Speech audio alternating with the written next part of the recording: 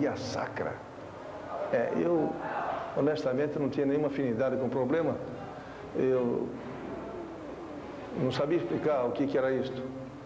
Mas alguém me cutucou e me convidou para carregar o crucifixo durante a cerimônia. E eu, para não ser indelicado, aceitei a missão. Entregaram meu crucifixo, que pesava no mínimo, sem exagero, uns 3 quilos.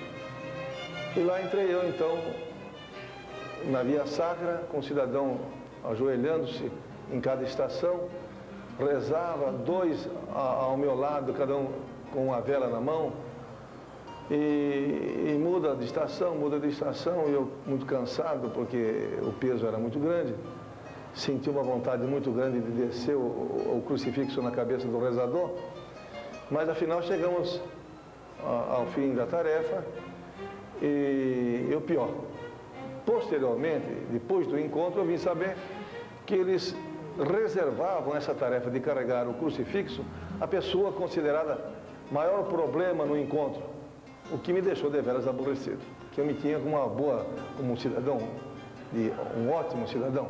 De repente me chega essa notícia. Mas o encontro continuou, depois tivemos uma sopinha lá para enganar o estômago, voltamos de novo para a capela, reza mais. Eu sei que a história de reza terminou às 11 horas, e eu já estava muito aborrecido, porque não era de meu hábito rezar. Quando eu saí da capela, perguntei ao senhor Barros quanto era a despesa dos 3 dias que eu pagaria em dobro, e pedia que ele me liberasse, porque achava que não ia dar certo. Aí o meu amigo usou de uma estratégia muito inteligente, que eu gosto sempre de passar para os meus amigos. É uma tarefa, é uma estratégia inteligente para pegar caboclo burro, vaidoso, orgulhoso.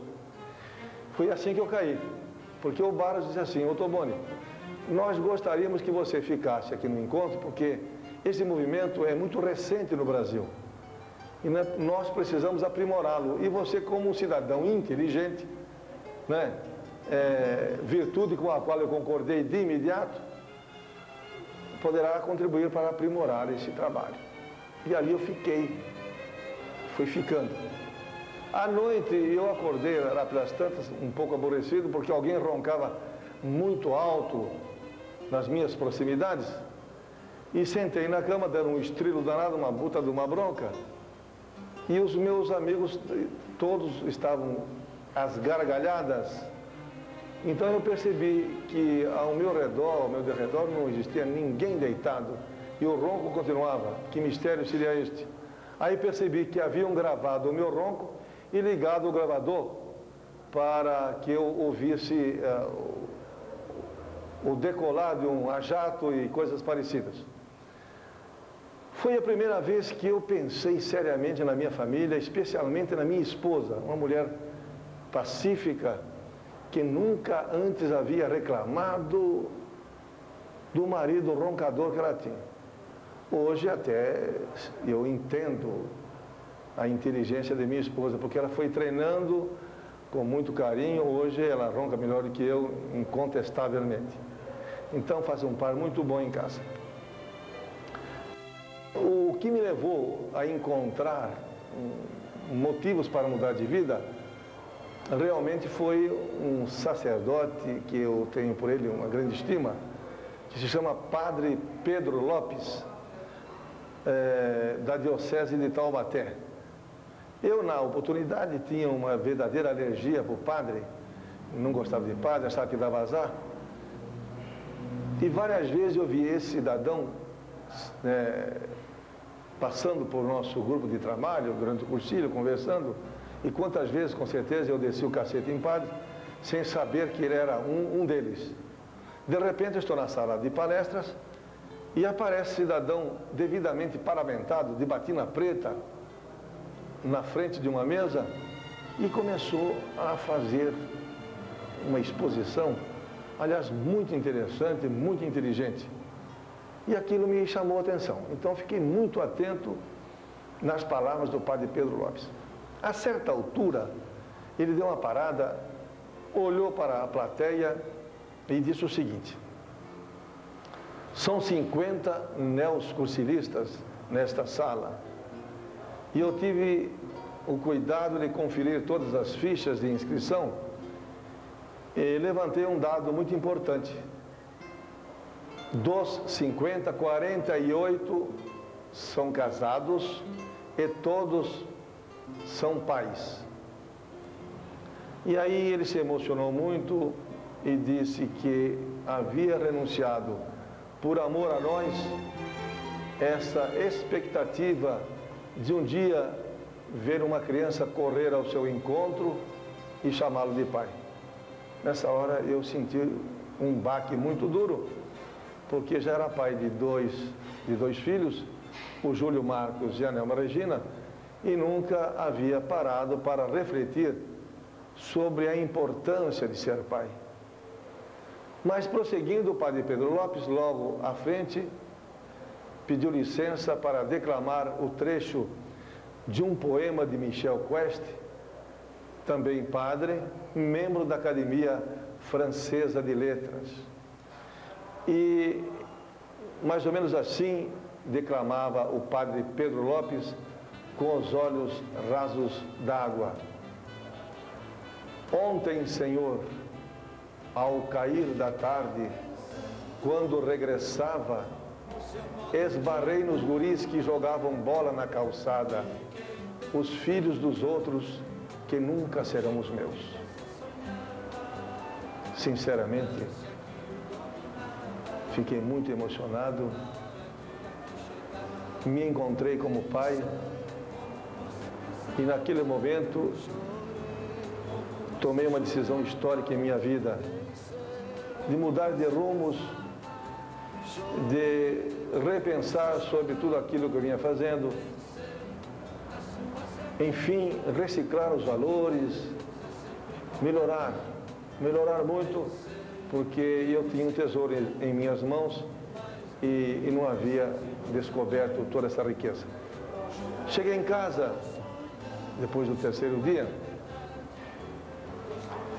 encontrei-me com a minha mãe, 80 anos mais ou menos na época. Ela tinha os dois joelhos de sangue pisado, roxos, de tanto rezar, pedindo a Deus pela felicidade e conversão dos filhos. Quando bati na porta de meu apartamento, quem me atendeu foi minha querida mãe, que ainda está viva, graças a Deus. E ao invés de olhar para os seus olhos, eu olhei para seus joelhos e disse-lhe que a partir daquele dia ela poderia rezar menos, que eu iria rezar com ela. E nunca mais a abandonei. Eu era secretário administrativo da Câmara Municipal, advogado, formado aqui na Faculdade de Direito do Vale do Paraíba, e não conhecia até aquela data um presídio, embora já com formação profissional. E aí eu pedi à tesouraria que comprasse um crucifixo. Eu coloquei o crucifixo em minha sala, reuni os meus subordinados e expliquei o que havia ocorrido comigo e que, a partir daquela data, eu não ia mais permitir conversas que não levavam a lugar nenhum, como acontecia comumente em meu gabinete. E a partir daquela data, todos os dias, ao final da jornada de trabalho, eu me voltava para o crucifixo e dizia mais ou menos isto: Cristo, e eu que fui inútil durante 38 anos, quero agora que o Senhor me mostre um caminho, uma obra, algo que eu possa recuperar o terreno perdido. Eu quero ser útil e bastante útil. E eu fiz isto de 20 de julho de 69 a 15 de novembro de 1972. Todos os dias eu fazia este pedido ao Senhor, no começo e no fim do meu expediente. Dia 15 de novembro de 72, sexta-feira, ao deixar minha sala de trabalhos, quando eu repeti a consulta, eu senti uma voz que me falou fundo: vá, meu filho, trabalhar com presos. Imediatamente tentei refutar a ideia, recusar aquela notícia. Deixei minha sala preocupado, cheguei em minha casa, comentei com minha esposa o que havia ocorrido. Ela me perguntou se eu não tinha lido nenhum livro, comentários, leituras a respeito do assunto, e eu respondi que não. Não tive sossego, não consegui conciliar o sono de sexta para sábado, de sábado para domingo e de domingo para segunda-feira. Era uma ideia fixa: vá, meu filho, trabalhar com presos. Quando eu cheguei em minha sala de trabalhos na Câmara Municipal, assim que abri a porta do meu gabinete, olhei para o Cristo crucificado e mais uma vez senti a sua mensagem, a sua convocação. Às 13 horas, dirigi-me aqui para a Delegacia de Polícia da Rua Humaitá, entrevistei-me com o doutor José Joaquim Celestino, na época o delegado titular do município, e contei o meu propósito de trabalhar com presos. E ele assustou-se com a minha ideia, sugerindo-me que antes visitasse o presídio para depois anunciar uma decisão dessa importância, uma vez que a cadeia de São José era muito perigosa, bandidos que haviam praticado toda sorte de atrocidades. Mas devido à minha insistência, ele gentilmente encaminhou-me ao carcereiro do dia, senhor Zezinho, que por sua vez colocou-me no corredor do presídio. Eu caminhei até a cela 4. Jovens mal cheirosos gritavam pelo meu nome. Gente conhecida, filhos de amigos. Eu, ao chegar de frente à cela 4, não tive forças para prosseguir. Retornei até a sala do delegado. Quando abri a porta, ele, com ar de deboche, me disse o seguinte: e agora, Ottoboni? Esperando certamente que eu tivesse desistido da ideia. E eu respondi: agora, doutor Celestino, é com convicção. Exatamente isso que eu vou fazer. Vou trabalhar com os presos. Então, marcamos outras reuniões, acertamos detalhes de como deveríamos proceder. Reuni 15 amigos na época para pesquisar, levantar o problema. Fomos ao acervo da Faculdade de Direito do Vale do Paraíba, visitamos outros presídios, fizemos uma pesquisa muito séria aqui na própria cadeia da Humaitá. E como havíamos levantado que 98% da população carcerária na época era de origem católica, nós decidimos começar como pesquisa com uma missa aqui no pátio da cadeia. Então, às duras penas, conseguimos um padre, reunimos os 15 estudiosos, entre eles Francisco Moreno Ariza, advogado, doutor Aníbal Augusto de Almeida, advogado já falecido, doutor Luciano Gomes, hoje diretor administrativo da Câmara Municipal, doutor José Ibrahim Vieira, também advogado, funcionário da Câmara Municipal, Toru Sarefugi, na época vereador, também de São José dos Campos, Danilo Stanzani, Nilson Hermínio Consiglio, de saudosa memória, e outros que efetivamente... Pedro Moacir de Almeida, também falecido. Éramos em 15, repito, éramos em 15. Viemos todos aqui para a cadeia, nos reunimos no pátio, os presos de um lado, os 15 do outro lado, em cima, transitando ali pela passarela do pátio, policiais de metralhadoras nas mãos, vigiando o comportamento dos presos. Ninguém estava com medo, todo mundo com paura. 15 minutos mais ou menos, o padre celebrou a missa, nós distribuímos salgadinhos e refresco para toda a população carcerária, e de volta para a Câmara Municipal, o grupo se desfez em 50%. 8 abandonaram o grupo no caminho, e quase todos tinham uma única acusação: Mário, você é louco, fique sozinho. Deus me livre de me meter com esse pessoal feio aí. Eu percebia que fulano olhava para mim querendo me agredir, eu percebia que fulano me marcou, eu de jeito nenhum. Desculpe, e não fico mais nesse barco. Esse barco é furado. Cheguei com 7 na Câmara Municipal. Interessante, dos 7 que ficaram comigo, a maioria eram subordinados e 2 compadres meus. Quer dizer, então foi mais ou menos de uma forma coercitiva a permanência desse pessoal. Telefonei para os meus amigos de cursilho de cristandade para refazer a equipe para o mês seguinte e consegui a adesão de mais 5. Ficamos em 12 para a próxima jornada aqui no presídio. Seria uma próxima missa para novas indagações, etc. Chegamos em 12.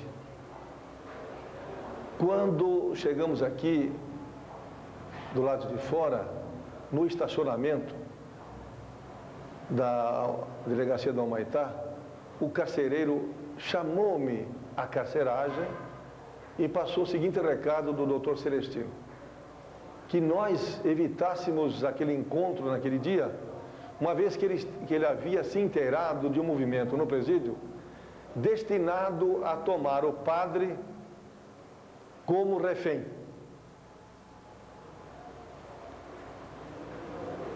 E aí, eu pedi para o carcereiro não comentar o assunto com ninguém, porque tinha absoluta convicção que se meus companheiros ouvissem esta advertência, o grupo ia se esfacelar de uma vez.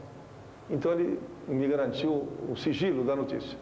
Combinei com ele que todos ficassem então fechados nas grades e nós faríamos a missa e tudo mais que havíamos programado no corredor do presídio, assim, com segurança. Com isso ele concordou. Lembro-me também de outro episódio, nesse mesmo dia, uns 3 ou 4 soldados encarregados da segurança disseram-me: "Oh, senhor Toboni, o senhor é um homem bom, esse pessoal aí não se salva ninguém, pode pegar todos esses presos, botar na parede e dar de metralhadora, porque aí não salva ninguém, o senhor vai perder tempo." Aí eu respondi para um deles, que estava mais entusiasmado em me dar conselhos, que ele ficasse tranquilo, porque se ao final de nosso trabalho nós tivéssemos salvo, recuperado um soldado, já estava bom. Então, daí para frente, a polícia também militar se tranquilizou nesse sentido. Bom, a missa aconteceu, tudo mais, e dali para frente nós fomos superando os nossos obstáculos, o grupo foi aumentando e chegamos, graças a Deus, a estabelecer normas de trabalho, um sistema próprio da PAC. Já em 1974, no começo do ano, as dificuldades começaram a crescer, porque nós já percebemos os primeiros resultados e não sabíamos como agir. Aí tive um encontro também muito interessante com o doutor Silvio Marques Neto, por quem tenho especial estima, este como juiz das execuções de São José. Contando-lhe as nossas dificuldades, ele nos orientou para que fundássemos uma entidade e aí o trabalho teria suporte jurídico. Foi o que nós fizemos com a orientação desse eminente magistrado. Fundamos então a Associação de Proteção e Assistência aos Condenados. Antes era um grupo de apostolado. Depois esse grupo tomou assim normas juridicamente amparadas E aí o nosso trabalho começou a se expandir. Hoje nós temos cerca de 130 APACs espalhadas pelo Brasil.